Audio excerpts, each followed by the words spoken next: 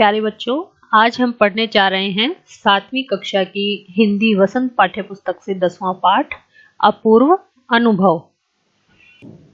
अपूर्व अनुभव जैसा कि नाम से ही विदित है, ये पाठ इसमें दो बच्चे हैं। ये एक यासुकी चान, तोतो चान, और ये बच्चे दोनों में ये तोतो चान है, इस दूसरे बच्चे यासुकी को पेड़ पर चढ़ाने का प्रयत्न कर रहा है। ये इसको पेड़ पर चढ़ना सिखा रहा है और इनका ही ये अनुभव दिखाया गया है कि उनको जब ये सफलता मिल जाती है तो कितना सुख प्राप्त होता है।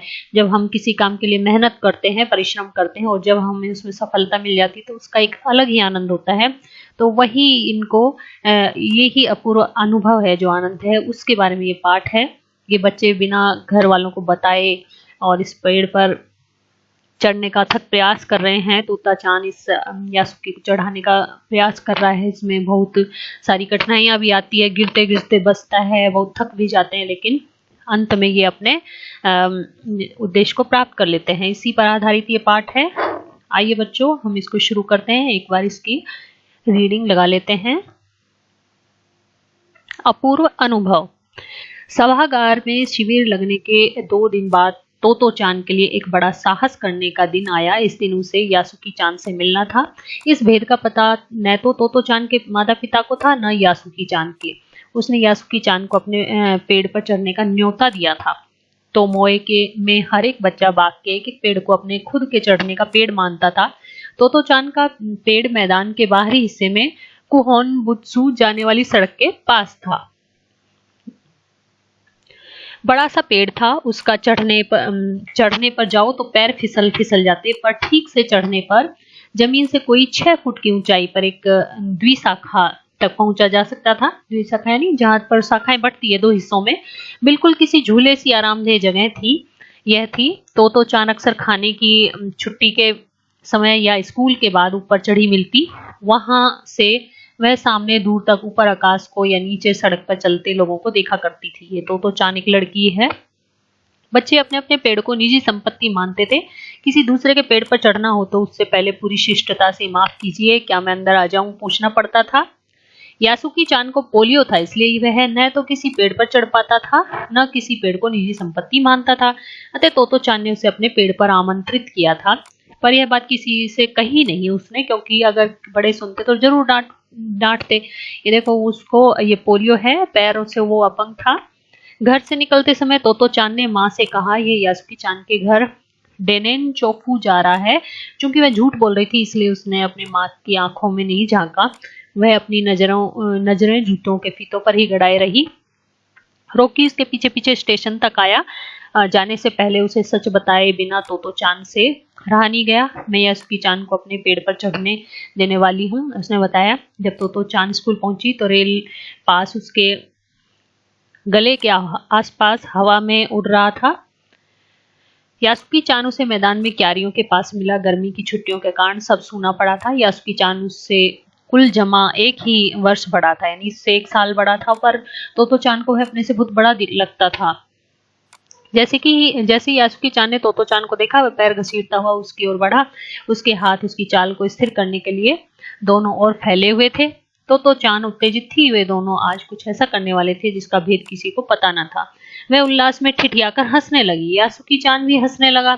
तोतो चान यासुकी चान को अपने पेड़ की ओर ले गई और उसके बाद वह उसे तुरंत चौकीदार के छप्पर की ओर भागी, जैसा उसने रात को तय कर लिया था। वहां से एक सीढ़ी घसीटती हुई लाई। उसने तने के सहारे लगाया द्विशाखा तक पहुंचा जाए, जिससे वह कुर्सी से ऊपर चढ़ी और सीढ़ी के किनारों को पकड़ लिया था। उसने पुकारा, ठीक है, अब ऊपर चढ़ने की कोशिश करो। यासुकी चान के हाथ पैर इतने कमजोर थे कि वह पहली सीढ़ी पर भी बिना सहारे के चढ़ नहीं पाया। पर तोतो चान उससे नीचे उतर आई और यासुकी चान को पीछे से धकेलने लगी। पर तोतो चान थी छोटी और नाजुक सी, इससे अधिक सहायता क्या करती।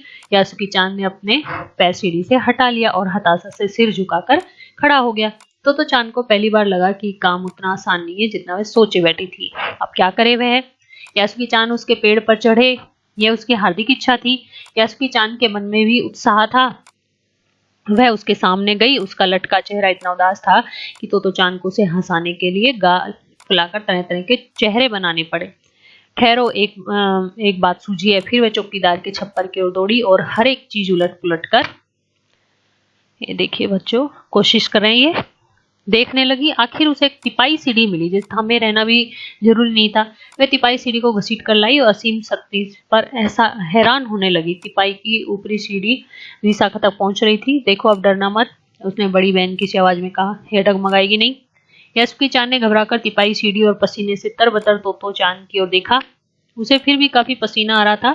उसने पेड़ की ओर देखा और तब निश्चय के साथ पांव उठाकर पहली सीढ़ी पर रखा। उन दोनों को यह बिल्कुल भी नहीं पता चला कि कितना समय यासुकी चांद को ऊपर चढ़ने में लगा। सूरज का ताप उन पर पड़ रहा था, पर दोनों का ध्यान यासुकी चांद के ऊपर तक पहुंचने में रमा था। तो चांद नीचे से उसका एक हाथ पैर सीढ़ी पर धरने मदद कर रही थी। उसने सिर से वह उसके पिछले हिस्से को भी स्थिर करती रही। यासुकी चांद पूरी शक्ति के साथ जूझ रहा था और आखिर वह ऊपर पहुंच गया, सफल हो गया। हुर्रे! पर उसे अचानक सारी मेहनत बेकार लगी। तो चांद तो सीढ़ी पर से छलांग लगाकर द्विशाखा पर पहुंच गई, पर यासुकी चांद को सीढ़ी से पेड़ पर लाने की कोशिश बेकार रही। यासुकी चांद सीढ़ी थामे तो चांद की ओर ताकने लगा। तो चांद की रुलाई छूटने को हुई। उसने चाहा था कि यासुकी चांद को अपने पेड़ पर आमंत्रित कर तमाम नई नई चीजें दिखाए, पर वह रोई नहीं। उसे डर था कि उसने रोने पर यासुकी चांद भी रो पड़ेगा। उसने यासुकी चांद को पोलियो से पिचकी और अकड़ी उंगलियों वाला हाथ अपने हाथ में लिया। उसके खुद के हाथ से वह बड़ा था, उंगलियां भी लंबी थी। देर तक तो चांद उसका हाथ थामे रही, तब बोली, तुम लेट जाओ, मैं तुम्हें पेड़ पर खींचने की कोशिश करती हूँ। उस समय द्विशाखा पर खड़ी तो चांद द्वारा यासुकी चांद को पेड़ की ओर खींचते अगर कोई बड़ा देखता तो वह जरूर डर के मारे चीख उठता।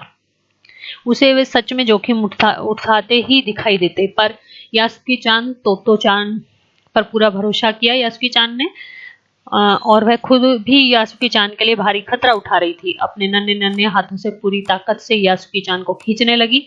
बादल का एक बड़ा टुकड़ा बीच बीच में छाया करके उन्हें कड़कती धूप से बचा रहा था। काफी मेहनत के बाद दोनों आमने सामने पेड़ की द्विशाखा पर थे। पसीने से तरबतर अपने बालों को चेहरे से हटाते हुए तो चांद ने सम्मान से झुककर कहा, मेरे पेड़ पर तुम्हारा स्वागत है। यासुकी चांद डाल के सहारे खड़ा रहा था।